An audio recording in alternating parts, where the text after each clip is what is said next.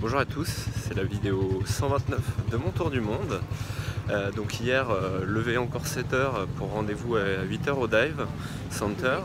On est parti vers 8 h 40 en bateau pour d'abord une première épave d'un ancien transporteur ravitailleur de l'armée japonaise, coulé en 44, donc, qui était à peu près à 1h30 de route. Donc on y allait et en fait on était deux groupes de plongée et en fait il devait normalement y avoir que l'instructeur français avec la française qui passait son advance, mais en fait il m'a dit de venir avec eux, donc on plongeait à 3, c'était vraiment cool.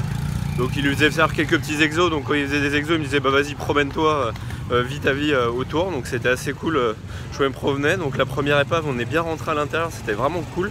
Et en plus, comme les épaves n'étaient pas très profondes, elles étaient à quoi maximum 20 mètres, on a fait la première plongée genre 53 minutes. Après on a allé à une deuxième épave qui était là, un chercheur de sous-marins. Donc on est allé en bateau, c'était à 45 minutes et puis après on a attendu encore un petit quart d'heure avant de plonger.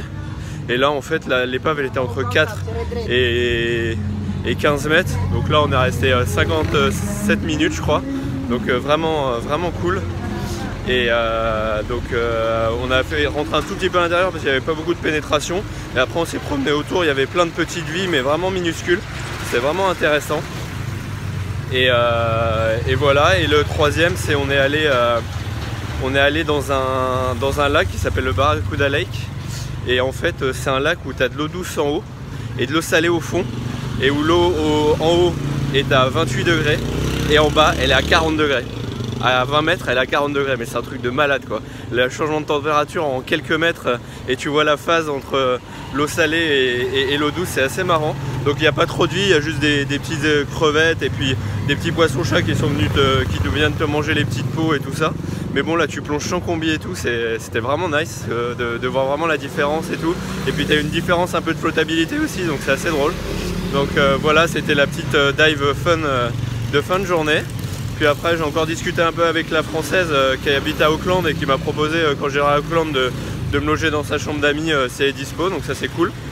Et puis voilà, et puis après je suis allé me boire des petites bières dans un bar où il y a eu 3 coupures d'électricité, donc j'ai même pas pu profiter trop du wifi. Et voilà, c'est tout pour aujourd'hui, je vous dis à demain.